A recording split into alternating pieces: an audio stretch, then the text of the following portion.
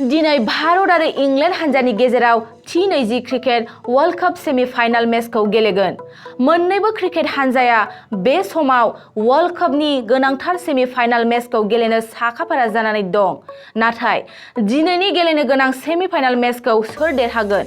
मानोना भारत आरो इंलेन्डनि गेजेराव जायनो देरहागोन बे हान्जायानो फाइनालाव सौहैगोन। मख'नो गोनांदि अस्ट्रेलियानि हायाव थांनाय माखासे साननिफ्रायनो सोलिबोनाय T20 क्रिकेट वर्ल्ड कपनि गेलेनाया फैयै फैयै बे समाव सेमि-फाइनालसिम सफैबाय। मिथिनाय बादिब्ला रहित शर्मानि हान्जा दैदेननायाव भारतनि क्रिकेट हान्जाया 35 बोसोरनि उनाव वर्ल्ड कप सेमि-फाइनाल मेचखौ इंलेन्डनि हेंथायै गेलेगोन। भारतनि क्रिकेट हान्जाया 1987 मायथाइनि वर्ल्ड कप इंलेन्ड हान्जानि हेंथायै जोबथा मेचखौ गेलेदोंमोन। ओरैहाय दिनैनि गेलेनो गोनां वर्ल्ड कप सेमि-फाइनाल मेचआ साफ्रोमबो भारतारिफोरनि थाखाय गोनांथार। मानोना सेमि-फाइनाल मेचखौ देरहानानै भारतनि हान्जाया फाइनाल मेचआव पाकिस्तानखौ फेजेनथारनो साफ्रोमबो भारतारिफ्रा हास्थायदों। फारसेथिं वर्ल्ड कप फाइनाल मेचखौ फैगौ 13 नबेम्बराव मेलबर्न क्रिकेट स्टेडियामाव गेलेगोन।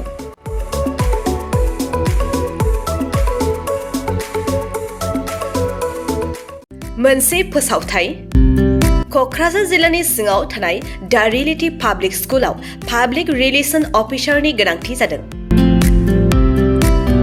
गोसो गुदुं बिजाथिफोरा थाबैनो जगाजग खालामनो हागोन।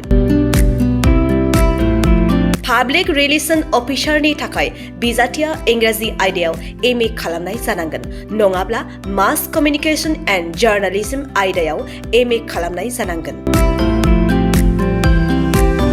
बेनि थाखाय जेबो एक्सपिरियेन्सनि गोनांथि गैया। डिग्री गोनां बिजाथिफोरा बयबो एप्लाइ खालामनो हागोन। दान बान्थाखौ 15,000निफ्राय 20,000सिम होनाय जागोन।